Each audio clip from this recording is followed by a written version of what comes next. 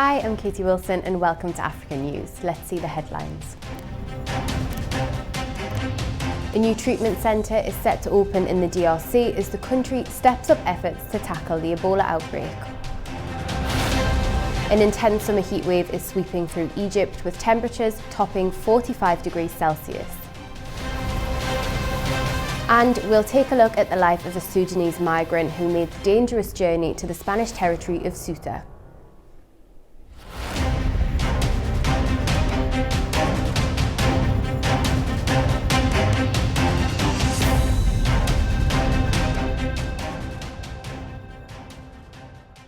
Thanks for joining us. Health officials in the Democratic Republic of Congo are stepping up efforts to tackle one of the world's worst Ebola outbreaks, with a new treatment centre set to open. Authorities say more than 1,700 people have died since the outbreak was declared in mid-May. Chris Okamringa has more from Kinshasa. The new Ebola treatment centre is set to open this week in the city of Bunia in the northeast of the Democratic Republic of Congo. The region is the epicenter of the Ebola outbreak, accounting for 90% of the cases. Officials say the treatment center has a capacity of 100 beds and will employ 300 staff. The center was built to contain the fast-spreading outbreak. The World Health Organization says the latest Ebola outbreak in the DRC is now the world's second largest, following the West Africa outbreak of 2014 to 2016. Insecurity caused by armed groups and community mistrust have seriously hampered response efforts. The outbreak is being driven by the rare Bundibuja strain of Ebola, for which there is currently no approved vaccine. Scientists in the United Kingdom and Canada are conducting the first human clinical trials to curb the outbreak and save lives. They say the experimental treatments show promising results. Chris Ochamringa for A News in Kinshasa. Egypt is grappling with another intense summer heatwave with temperatures topping 45 degrees Celsius, disrupting daily life, slowing economic activity and forcing authorities and businesses to adapt. The summer season and the accompanying high temperatures push many Egyptians to the beaches of the Red Sea and the Mediterranean for some relief and to enjoy ice cream treats and cold beverages while out in the heat. But there are others who still have to work outdoors amidst temperatures that exceed 45 degrees Celsius, such as Ali, a layman on a construction site in Alexandria City. This is not an easy feat. We work 8 hours a day. It's exhausting. Now we take more breaks than usual to have a drink, tea, water. But we can't take long breaks as we have to finish tasks every day. The prevailing weather conditions have forced the company or business owners to rescheduling working hours. It's a commercial residential compound with 150 laborers working each day from 9 a.m. to 3 p.m. Last few years, we increased the rest hours during the day. We provide more water, shades and umbrellas to protect them from the sun, and in many cases, we tell them to come to work in the evenings only. He says progress has been slow during the summer and they're now behind schedule.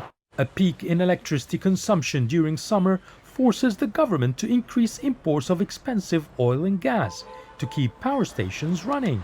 The tourism sector is also hard hit by the heat waves, as visits to open-air archaeological sites in Luxor, Aswan and Cairo experience declining bookings. In agriculture, unfavorable conditions are leading to weak harvest in strategic products like wheat, rice, some fruits and vegetables.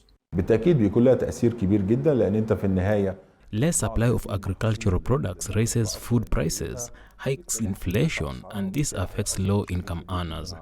The government increases subsidies to the poor to cover the shortages in supplies and price hikes. In turn, low productivity means less income for the state, and this obviously adds more burden on the state budget. The government has been adopting several measures to mitigate the regular summer heat waves. The government is trying to address this issue by cutting working hours for outdoor workers in agriculture and construction. It also reduced office working hours for employees to lower electricity consumption, especially ACs. At the same time, it is establishing new solar and wind energy projects to avoid dependency on costly fossil fuels. Many experts are likely to see these interventions as temporary solutions. The real challenge is sustainably reversing global warming, because its damaging climate change effects are felt throughout the world. Small-scale farmers in Kenya are adopting new techniques to improve food production, despite the effects of climate change. The projects combine modern technology with locally developed solutions to support rural communities. From high above, these green fields in Kenya Taveta sub-county offer a powerful picture of what is possible when local farmers get the right support. But in the face of severe hunger and a crisis made worse by climate shocks, the situation remains critical. With the right partnership, with the correct effort, African farmers can actually produce food for themselves, for their community, and for their countries. Solutions like this motorized hand tractor were on display. It's affordable, easy to use, and turns hours of heavy hand digging into minutes, making smart farming accessible to small-scale growers. The Kenya Red Cross has been supporting farmers here to create their own low-cost animal feeds, using insect larvae and aquatic plants, making food production cheaper and more sustainable. I'm happy about this initiative because I feel like it's going to be an empowerment to us as rice farmers of Kimorigo rice scheme and Taveta as a whole, because we have the potential of producing enough rice that can add to the basket in the country. It starts with raw dedication. Farmers carefully sort and package locally grown rice. Every grain here represents a step toward feeding communities without relying on imports. We want to access system stability in food production that has been extremely erratic as a result of climate change. And we also want to promote sustainable livelihoods and alternative livelihoods in terms of food access. And it doesn't stop in the fields. Inside this processing factory, modern machinery turns harvests into market-ready food. It's an efficient value chain designed to keep profits and food local. Let's invest, even if it is a smaller amount of resources that is available, let's invest in the farmers so they become self-sustaining, so they don't need assistance afterwards. Because the assistance afterwards is always more expensive. So this is exactly the time we need to seek this type of sustainable solution. Crucially, the next generation is driving this shift. At Taveta TVET College, young people are graduating with practical skills in modern agriculture, engineering and food processing, ready to take on the challenges. Nigeria is looking to modernise one of Africa's largest livestock industries through digital technology. New online platforms are helping connect farmers, processors and buyers with the aim of improving transparency, food safety and exports. Power stations due to retire by 2030 will run for longer as the 6 gigawatt gas-to-power program falls behind schedule and supplies from Mozambique begin to dry up. While the move boosts short-term energy security, it also risks locking Africa's most industrialized economy into coal for years, raising concerns over pollution, climate commitments and the long-term cost to the economy. 80% of South Africa's electricity comes from coal. Keeping these plants running will help maintain grid stability after years of rolling blackouts crippled businesses and eroded investor confidence. It does, however, come at a cost. South Africa is among the world's top 10 polluters. Continued reliance on coal raises health risks, increases greenhouse gas emissions, and could slow the country's transition to a greener economy. Meanwhile, authorities continue to pursue alternatives to inject cleaner energy onto South Africa's grid. South Africa is using art as part of its prison rehabilitation programme, opening inmate galleries to the public and giving offenders the chance to develop creative skills, earn an income and prepare for life after release. South Africa is challenging traditional perceptions of prison by turning correctional centres into spaces for creativity and rehabilitation. At Leeuwkop Correctional Centre in Johannesburg, Inmates spend their days painting, sculpting and crafting artworks that are now displayed in galleries open to the public. The program aims to help offenders develop practical skills while providing an opportunity to sell their work and earn an income before returning to society. Officials say the initiative is about more than producing artwork. Participants receive training regardless of previous artistic experience, allowing them to express their emotions, tell their personal stories, and build skills that could support employment after release. We've got a lot of development programs.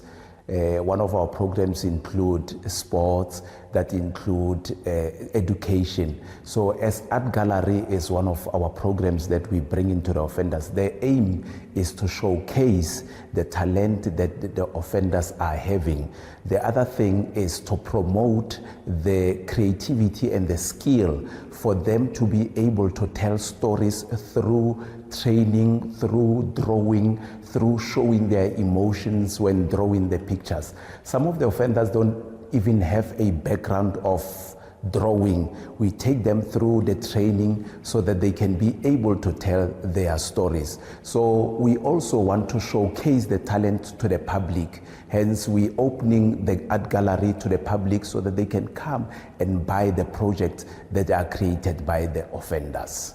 Art is playing a vital role in helping the offenders to have a behavior, that good behavior that is accepted in our centers. We keep them busy. Like I said in the beginning, that we want them to showcase their skills. Even those who cannot read or write, we allow them to express their feelings through drawing of the projects. It helps us a lot because we're keeping them busy. I told myself I want to change my life when I go outside, to do better to the community. When I go outside, it's when I start to create those things. If I'm stressed, I start to do some calabash and vase. It's when I started, and I become interested. Then I start to call other people, they join me. These projects have a really therapeutic impact on participants. We have heard from participants how they feel lighter after having participated in an art project. They tell us that they have reframed their negative self-concepts to positive. They tell us that they feel less stressed, and they tell us that they have been able to reflect on what they've done, and they want to go back to the community.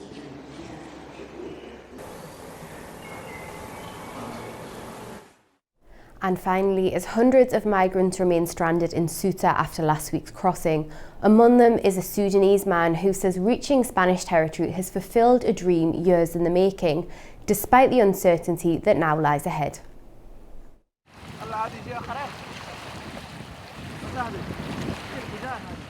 Days after reaching Ceuta, hundreds of migrants remain camped along the beach, relying on aid while they wait for decisions about their future. Among them is 29-year-old Ahmed Harun from Sudan's Darfur region, who says years of hardship and the hope of supporting his remaining family drove him to make the journey. I have maybe families, they wait me, and I want to help them. I have many dreams. And the first dreams to me, just I want to help my last family. You know why I said last? Because I lost a lot of them. Maybe there is just 3 or 1 of them, and I want to last. I want to help them. I don't want to lose that people still, and I will fight for them. I will fight. I will do anything just to help them.